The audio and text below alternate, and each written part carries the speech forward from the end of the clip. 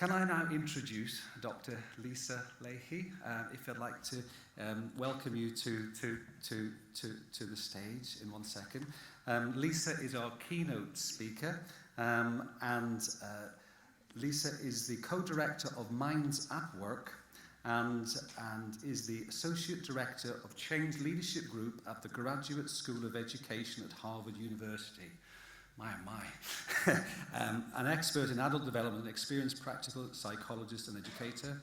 Lisa's presentation is about showing our individual beliefs, the collective mindsets in our organizations, how that can combine to create a powerful immunity to change, and more importantly, how we can overcome this. So we can welcome Lisa to the stage. Thank you.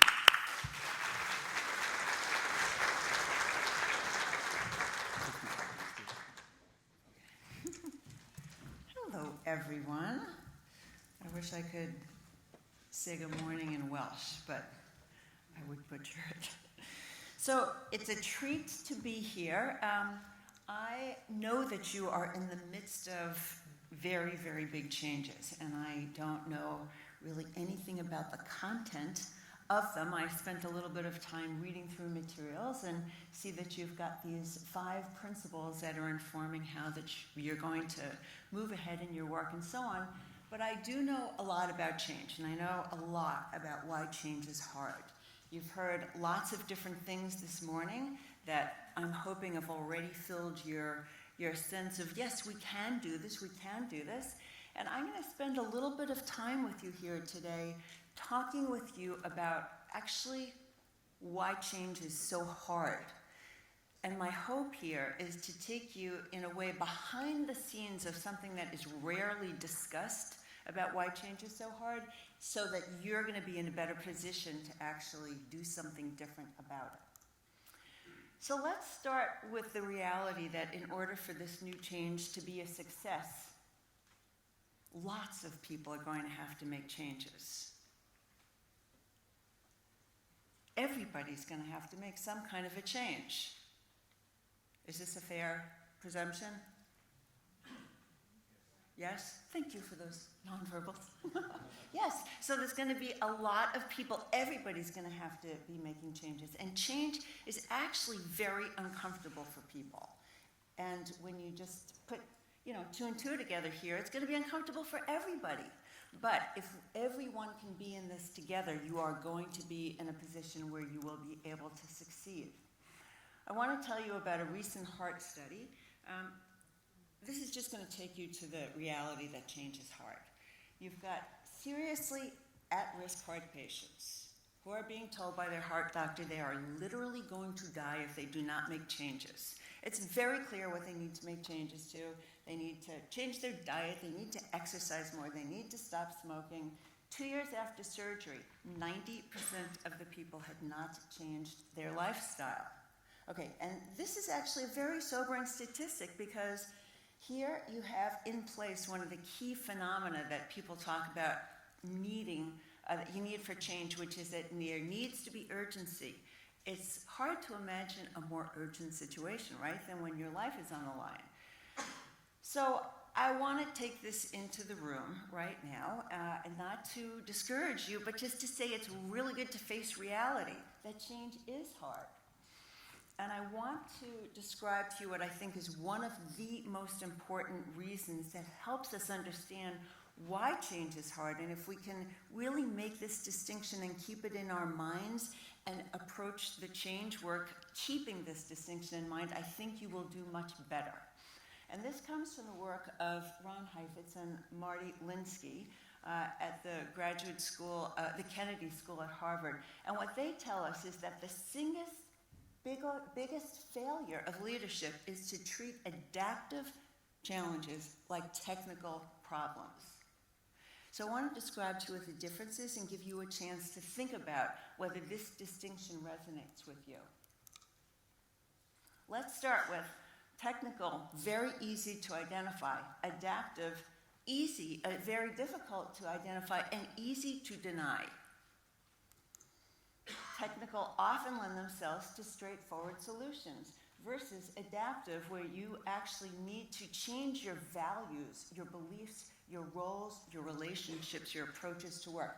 And I want to pause right here on the second point in the adaptive column here, because if I heard one word once, twice, about a dozen times since I've been sitting in the room, the word collaboration and the word partnership are probably the most frequently used words. That's going to be talking about changes for many of you when it comes down to it in your relationships and also your values and beliefs about how to be working with one another. So I just want to underscore that there is a lot of adaptive work to be done in making the change, and I'm just trying to highlight that for you now and just even what I've heard. The third is that technical problems can often be solved by an authority or an expert, and the adaptive, it's the people with the problem who are doing the work. They need to be part of solving it. And actually, there was reference to this before. I'm sorry, I don't remember your name, but you're making very clear. We actually have to be doing this together. You can't have an expert who just gives you stuff and says, here, go do it. It's very hard for any of us actually accept that. And part of the reason goes back to number 2, which is then we have the belief or the role that, oh, we're just the implementers. It really doesn't matter what we're doing here. We're just the plug-in implementers. Nobody wants to be that. So you can see how these things start to really implicate us as people, as human beings, not just as deliverers. Fourth in the technical column, these usually require changes in just one or a few places, and they're often contained within organizational boundaries. And that's not true when it comes to adaptive change, which requires change in numerous places, usually across organizational boundaries. And that's already been mentioned this morning, just by way of all the collaboration that you will need to be engaging in. Fifth, when it comes to technical solutions, people are generally receptive to technical solutions. You know, you're willing to take them on and just do them. But that's not true with adaptive solutions. People often resist even acknowledging adaptive challenges. The sixth point about technical is that the solutions can often be implemented very quickly, even by edict. You can be told to do something, and that's different when it comes to adaptive, which is that the solutions require experiments and new discoveries, and they can take a long time to implement and cannot be implemented by edict. No one can just tell you to go do it. So I want to give you a few examples and give you a chance to think about whether you have any that come to your own mind. So a technical solution when it comes to certain health issues is to take medication to lower blood pressure. Okay, and that's great. That is very important. But it's also the case, if that's all you do and you don't take the adaptive piece of the work on, you're actually not going to lower your blood pressure. What's the adaptive? That you need to change your lifestyle, to eat healthy, to get more exercise, and to lower stress. So in the example, it makes clear, yes, that's a distinction, but I'm also hoping you see that it's the two together that are often most powerful. Most adaptive challenges do have technical dimensions to them, so you want to make sure you get those, but you don't want to just take it as a given. That's all that's needed. Another example would be implementing electronic ordering and dispensing of medications in hospitals. That's in order to reduce errors and drug interactions. Okay, but the reality is in order for that to really happen and to take hold and to be used, you need to encourage nurses and pharmacists to question and even challenge illegible or dangerous prescriptions by physicians.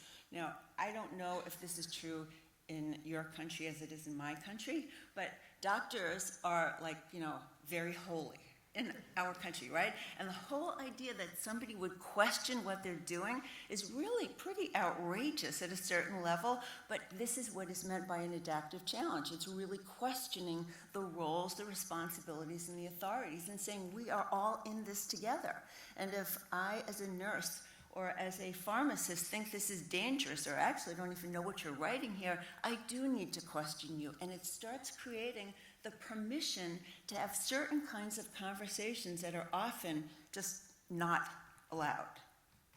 Another example, and this actually is very relevant in my own life right now. I have a 88-year-old mother who is still on the road with her car.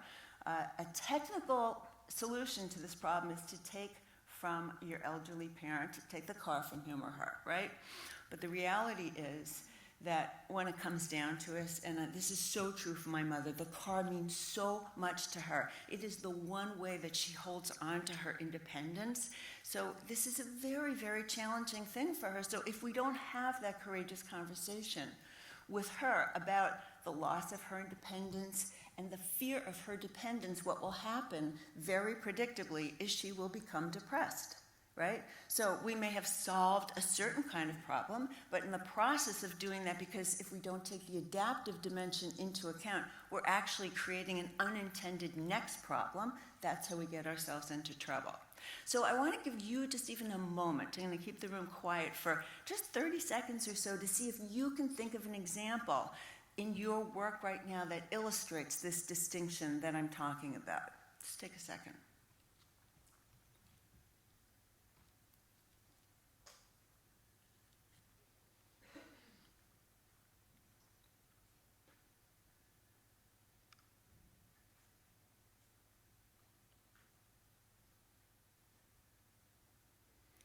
Will you raise your hand if you've got one, just so I have a sense of whether this distinction is making sense to you and you can see how it applies? Okay, great. That's great. Okay, so now what I want to do is just tell us, just share amongst ourselves that technical is going to be the more common frame. So when you think about that distinction that you just made, it's going to be very easy for you and for other people to just go to the technical because, as I share these hypotheses with you, it's very much built into the definitions of these distinctions, which is it's always easier to be doing the technical work. It's things we can actually see, and we can feel a sense of kind of accomplishment. Oh, I did that. It's something you can often check off the list, and that can often feel good, right? So you've got the clarity of what you need to do, and it leads you to feel better about what it is that you're doing. And the adaptive stuff just takes much longer. But I'm hoping that you're hearing in all of this that if you can keep the technical going while you are also thinking about the adaptive, that will be important to your success. But it's a big question, what actually is the adaptive work that needs to be done? And I think this cartoon is a wonderful one to bring into the room because it's going to take us to what I think is often really undiscussed in all of change work. Look, call it denial if you like, but what I think goes on in my own personal life is none of my own damn business. Okay, I just want to say, when it comes to change, this quote that was earlier mentioned, it's easier to act yourself into a new way of thinking than to think yourself into a new way of acting. And many times that is true, but the reality is we also have an emotional life. And the emotional life, we think, should not be part of our professional being. But it's just not true. It just isn't true. Wherever you go, there you are. We actually are human beings who have feelings, and we take our feelings with us to work. And I don't mean the sort of feelings that happen when you had a fight in the morning with your spouse or with somebody you love and you're taking all that cloud with you. I mean that we have feelings and ways that we regard ourselves and the ways that we want to be regarded by other people in our professional life. And these are happening all the time, whether we're aware of it or not. So I would say that this is one of the main points I want to make to you today. As you think about what your own adaptive work is and the work that is required of the other people who are needing to change to succeed in this act, it is often going to be something that is more in the emotional landscape than it is just in the thinking but it will lead to behavioral changes, but it's not just about thinking. We need to, I think, attend to us as human beings who have feelings. So I want to share with you an exercise that you are welcome to use at any point, and I'm hoping you're going to know enough about the exercise after I go through this example to have a sense of what you could do for yourself. And it comes out of the work that my colleague Bob Keegan and I have done.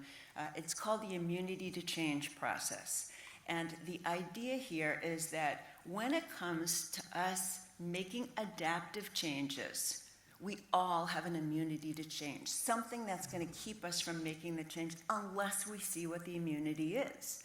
And when we can see what the immunity is, okay, well then we're going to be in a powerful position to do something about it. So the process starts by taking on a goal. And the goal, in your case, I'm hoping, is going to be, as you think about it, something you feel like you need to get better at in order to really be being your best self as you engage in the new work required by the act. But I'm going to give you an example that is actually very, very mundane at a certain level, but also very emblematic. And it comes from research that we did. We talked with hundreds of people who were given daily prescriptions from their doctor. And these were people who agreed after they were given their prescription, absolutely, I am going to take this prescription on a daily basis. And so, you know, this person has a goal to get better at taking my daily prescription. And why? Why? Because it's going to lower my cholesterol, and my doctor says that it will prevent me from having a heart attack. So you can imagine when people are given this prescription and they're told you have to take it daily, and they're like, yes, of course I'm going to take this daily, because if I don't, I'm going to have a heart attack, right? Okay, now we are talking to them a year later, and the only reason we're now talking to them is because they are no longer taking their daily medication on a daily basis. Okay, so that's how this goal ends up being right here in the first column. They want to get better at it, and they know they need to. Okay, so then the second question is, well, what are you doing and not doing that works against that? Here we get to the actual behaviors the person is engaged in. It's an honest self-inventory. What are you doing? Okay, I don't take it daily as prescribed. When the prescription runs out, I don't promptly refill it. When I get those automatic phone calls, do you guys have them here from the pharmacy? Oh, okay. Well, they're coming here probably soon. When I get those automatic phone calls from my pharmacy telling me that my medications are ready to be refilled, I hang up right in the middle of the voicemail message, right?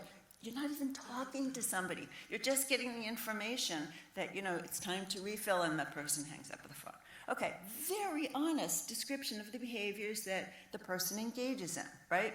Now, if you take what is usually the technical approach to this, you say, come on, here's the behaviors. Let's just put stickies on your refrigerator, for example, or your cabinet where you open, you know, the door to get the glass. You do something that is a reminder to the person that they want to change their behavior, right? Trust me, these people have done that before. And I don't want to be calling them out as like unusual people. This is true for the majority of people. When you work against a goal, you know you're doing that, and you try to help yourself. But when you can't help yourself to change your behavior, it is because from this way of understanding, there is something emotional that is going on behind the scenes that's actually explaining why you are behaving the way that you do. So this just do it model is not going to work when there is something that's emotional going on behind, because the just do it model assumes it is a pretty straightforward path for you to be able to reach your goal. Linear, just put that, you know, puzzle piece right in, and then you get to be to your goal. But the problem with that, like the New Year's resolution or the dieter's model of change, is that it doesn't work very frequently. You know, just a small little problem. Sometimes it does work, and when it does work, that's terrific, right? But too often it doesn't work. And as I'm saying, I think that is because it does not give enough credit to us as human beings who have feelings. So here's what we do in the next column. And again, it takes as a given the behaviors that the person just named aren't coming out of nowhere. It's because they're solving a very important purpose. And we ask the person, imagine yourself actually doing the opposite of your column 2 behaviors. What's the biggest worries that come up for you?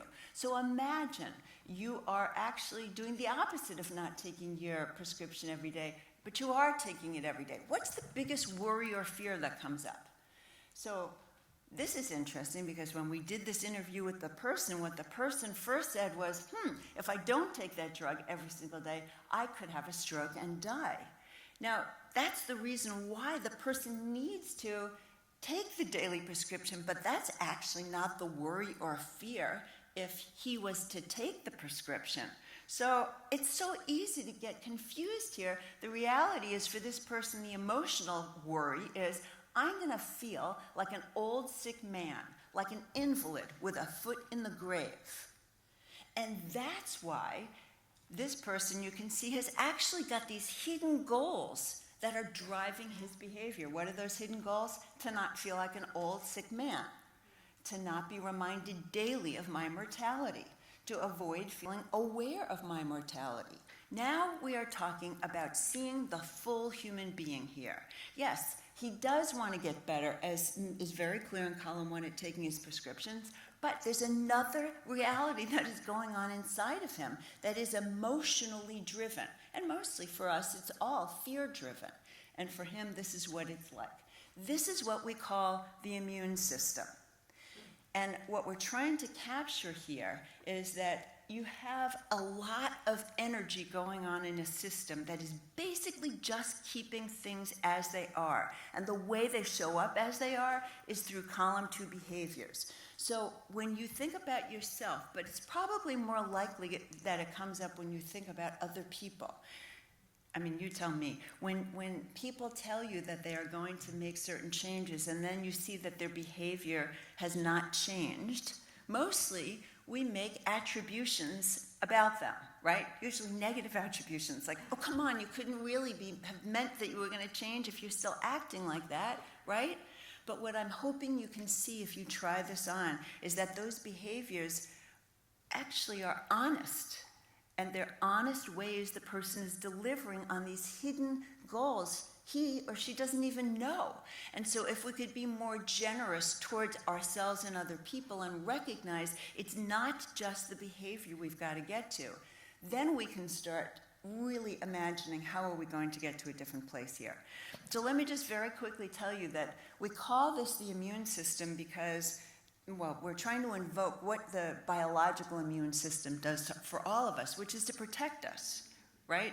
That's what it's there for, its sole purpose. It's an incredibly intelligent thing that is there trying to help us 24/7. Now, the reality is that our biological immune system sometimes gets it wrong.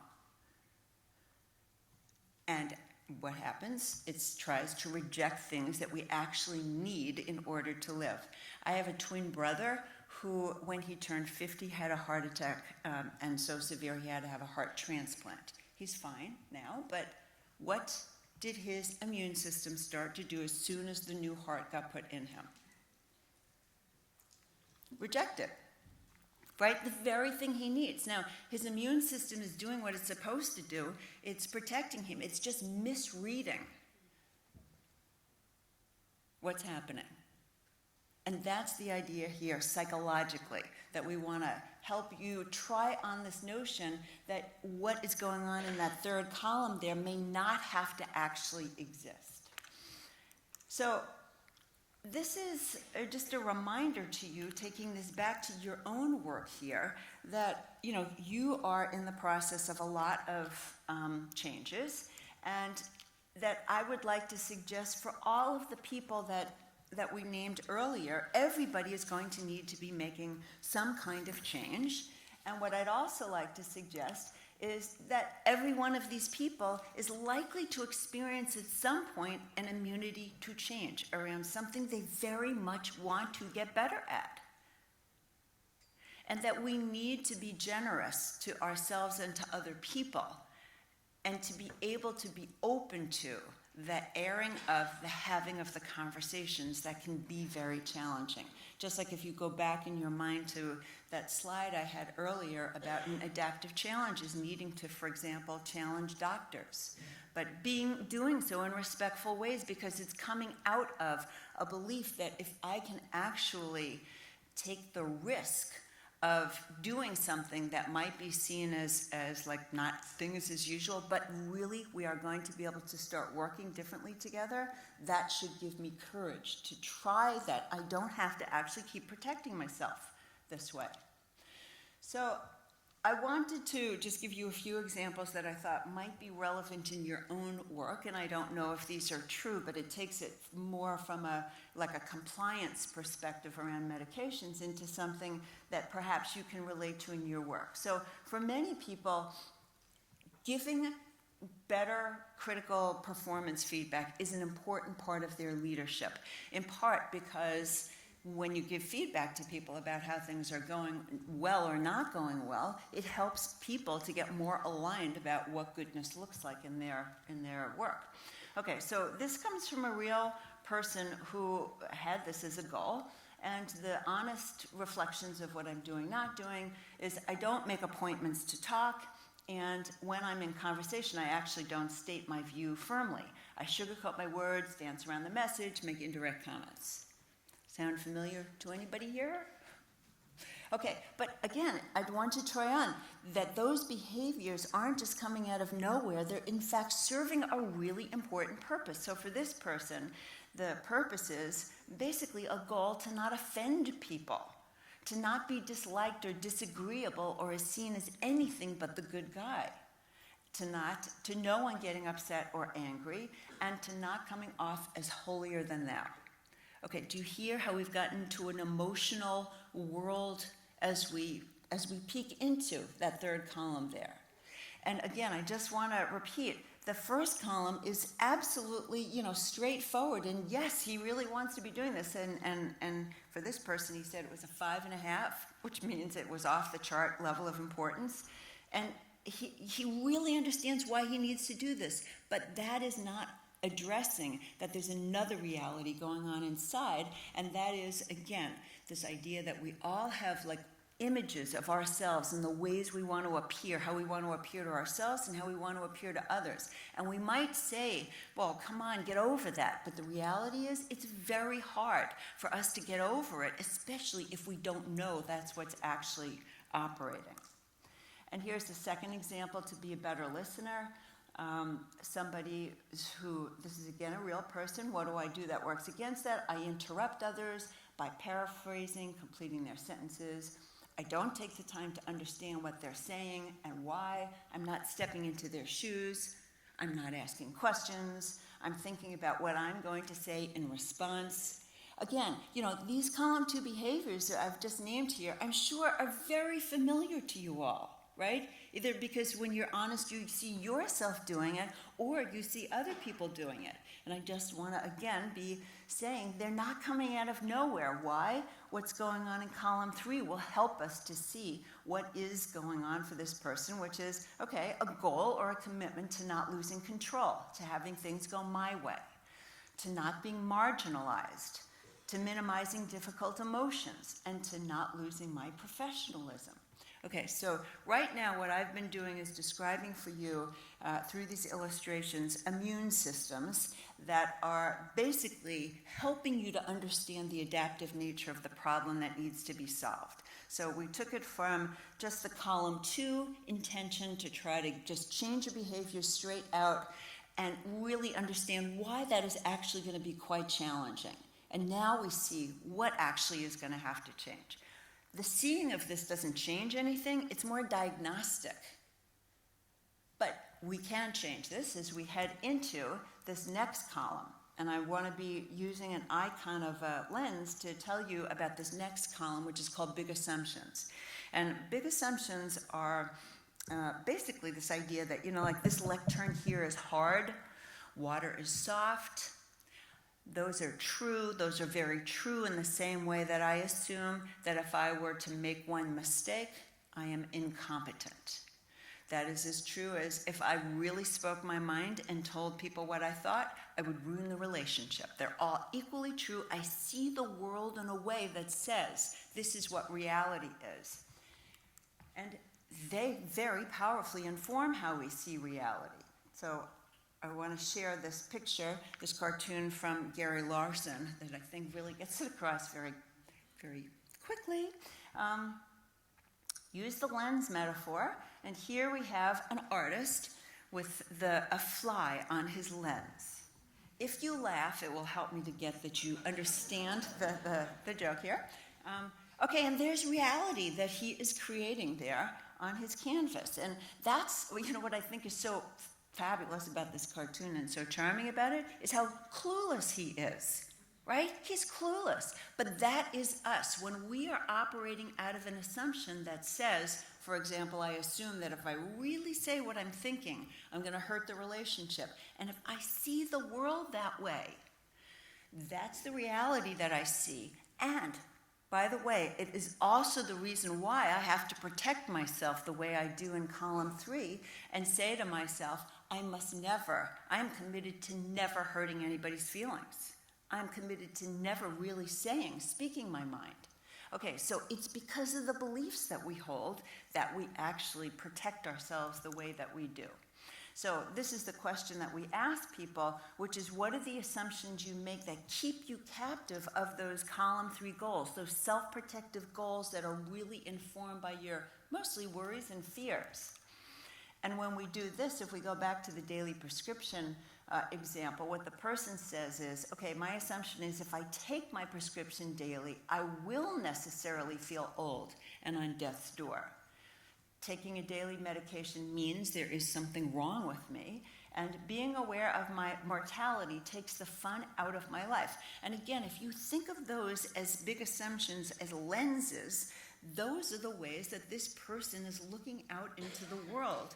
It's all very, very idiosyncratic to his particular meaning-making system. But I hope you see that if he assumes this, he needs to definitely keep himself protected in column 3 to not feel like an old, sick man, right? But what would happen if it turned out that those big assumptions were not so accurate? What would happen if he actually was able to take off his lenses and see, is it really so true that if I took my daily prescription, I would necessarily feel old? Well, maybe it won't be.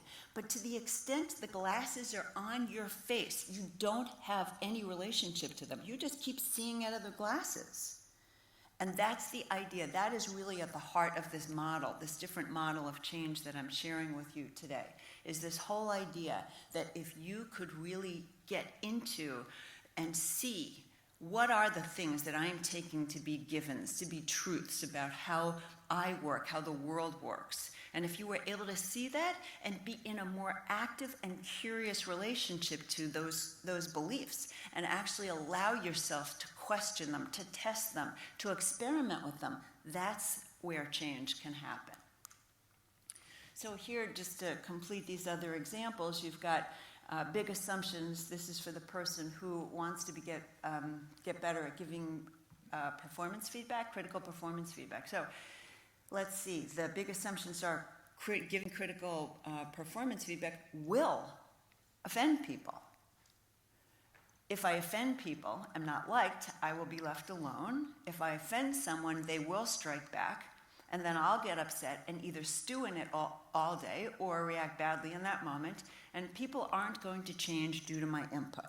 Okay, so again, if you hold on to these beliefs, you will then, of course, not want to ever be offending people. And on behalf of not wanting to ever offend people, you will, of course, be doing what you're doing in column 2. And as long as you do what's in column 2, you're not going to get better at your column 1 goal. Is this making sense? Give me some kind of nonverbal. Okay, good, great. And here's the other person who wants to be a better listener. Big assumptions that are grounding the whole immune system here. If I listen to the other person, then I will lose control, and their point of view will prevail.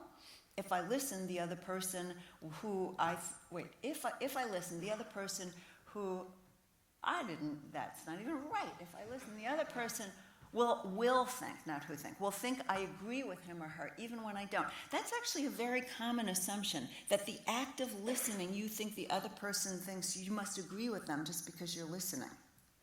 It's interesting. It's good to be explicit. That's an assumption. I have more experience than the other person, and I know what's best. I have to say that's also a very common assumption in my own experience doing this process with people. Experiencing difficult feelings is unprofessional, and short-term win in the conversation is important. Again, this actually is a very, very common set of beliefs that undergird this map. Okay, so Okay, I just want to underscore, this is a very different change model because it rests on basically this quip. There's a lot of different ways you could say this, but whether you think you can or you can't, you're probably right. And that is because our belief systems are very, very powerful in terms of what we can and can't make happen. So the whole process that I've just walked you through ultimately takes you to your belief system. And if you can have an active relationship to that belief system, you will be in a much more powerful position to do something about it. And that takes us to this model of change, different from the just do it, is one of inquiry. It is an examination of your lens for bias, for distortion, for whether it's always true. And I want to be very clear as I say this, that I don't want to be suggesting that our big assumptions are wrong. I don't know whether they're wrong. I don't know whether they're right. But what I do know is that when we relate to our big assumptions in this way where they're just on our face, leading us to see the world the way we do, we don't know whether they're right or wrong, right? And the whole idea that even just 10% of the time, if your big assumption is not accurate, you have got that much more flexibility. And sometimes it turns out that our big assumptions are not very accurate at all. And sometimes it turns out that we have these assumptions about how they're accurate that are almost like cartoons. Like if I go to this example of if I tell people how I really feel, then I'm going to ruin the relationship. Every single one of us, I'm sure, could think about a way you would share how you're thinking or feeling that could ruin a relationship, right?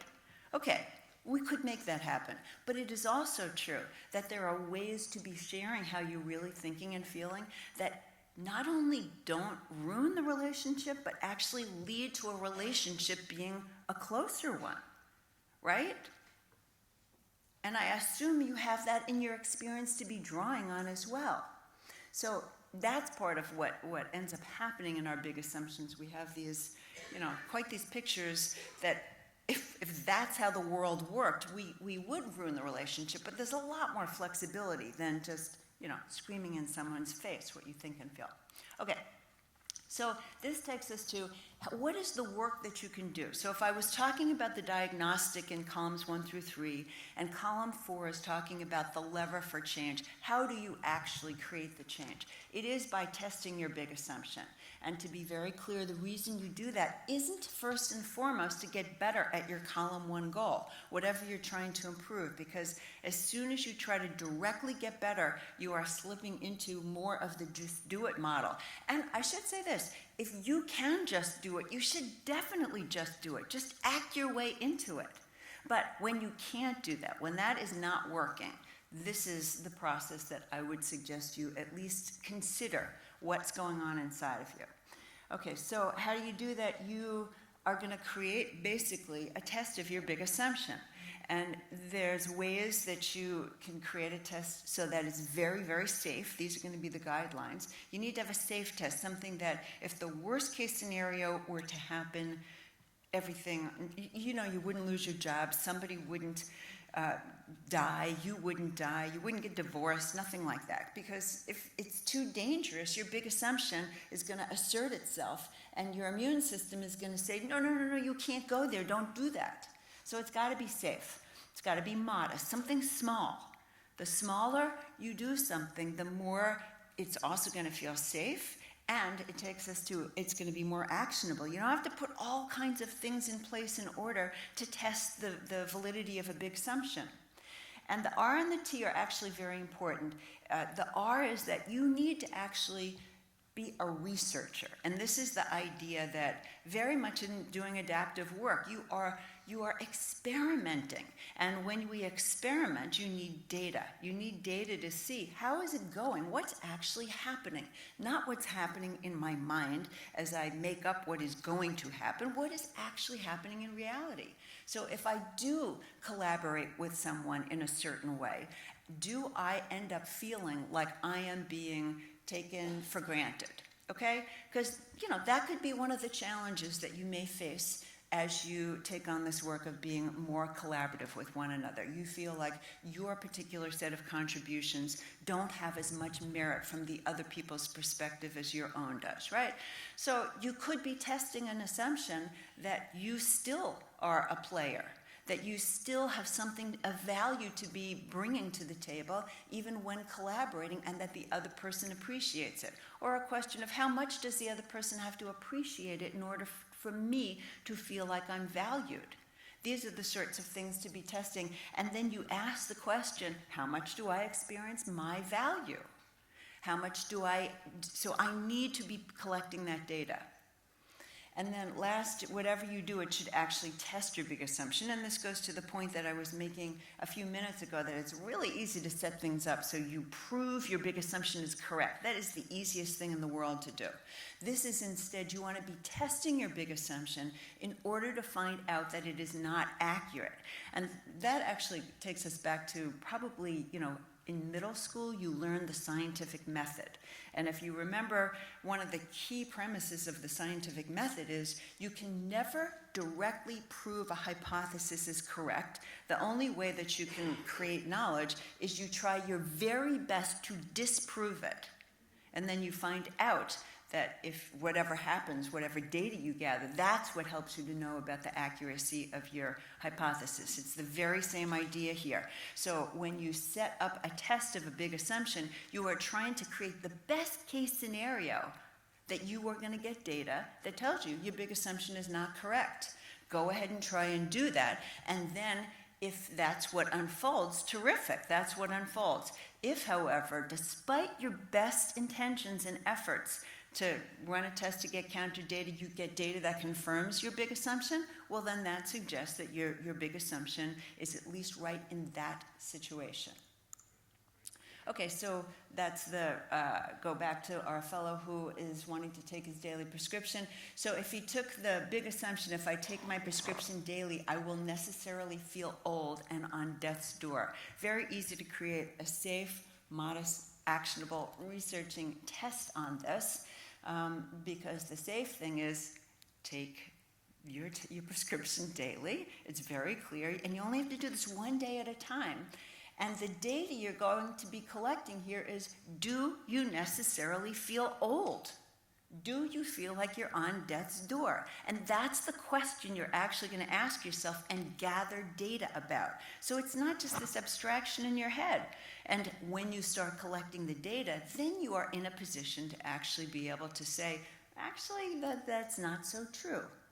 Or if he does feel that way, but actually, I can tell you about this fellow who did take this change approach and was able to actually turn his behaviors around and become more compliant, because he had no clue before what was actually behind his not taking his medications. And this was a huge, aha for him that very quickly translated into a behavior change for him. Okay, so I want to just take these last couple minutes to sum up why change is so hard. And it's going to be starting with this premise that we too often miss the adaptive nature of the challenge, and we focus too much on the technical. So the implications for you and your leadership: look for the adaptive dimensions of the work, not just the technical. Know that the work will require many adults in the system to continue to grow and to develop. And when you put those two things together, then it's about allowing people to be able to grow, and knowing that when they may be acting in ways that are not consistent with what they tell you they want to, there may be very good reasons behind that. And that is true for ourselves as well. And it is an invitation to be asking people what might be behind their column 2 behaviors. Within this, to recognize and cultivate people's intrinsic motivation to grow. This is one of the gifts of being a human, is our intrinsic motivation to grow. Remember that neither change in mindset nor change in behavior alone can lead to transformation, but that each has to be employed to bring about the other, and this takes time. This is true when you are talking about adaptive challenges. If you're talking about just technical challenges, it's not going to take as much time, but again, I'm focused on the adaptive part because I think it's the hardest part to really see. The next point is to provide the safety necessary for people to take the kinds of risks inherent in changing their mind, and that each one of you can be a model of this for yourself and for other people. And last, I just want to start with this idea that it is important to start with yourself, because it's very easy to wish that other people would do this sort of work. But if we can take the perspective that we should all be doing this, and if we could all be in this in together, and then be taking the responsibilities for the things that we know are ours. And you might say, just if there's anything that inspired you about what it is that I've shared this morning, you might say, okay, I've got to get better at not blaming people. And I've got to get better at really trying to understand what is so hard about the change that they're trying to make. That would be a great column 1 goal, right? And then that will lead you, that whole process will lead you to be able to be doing that with yourself and understanding what's hard about that for you, as well as helping your people to do that. So there are materials that are available for you if you choose to want to engage the exercise. You've got whatever you need in order to do it. And I'll just leave you with this picture of 2 books that are resources for you in your work. One is the Immunity to Change book, and that has got this whole set of ideas that I've talked with you about this morning. And it's probably occurred to you as I've been talking that it's not just individuals who have immunities, but groups, collectives have immunities as well. Organizations have immunities, and what the book does is help showcase those, but most importantly what it does is show you people can change. And there's a big assumption in many places, which is basically you can't teach an old dog new tricks, and this book is counter data that will basically show you through this different methodology that people can grow.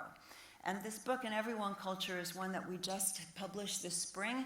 And that is a book that is basically helping people to see that if you create a culture in the organization or whatever small team, size of the team you're in, where the expectation is that everyone can grow and that everybody is a support to and model of one another's development, you have a much greater likelihood of being able to create lasting change because you are doing it all together.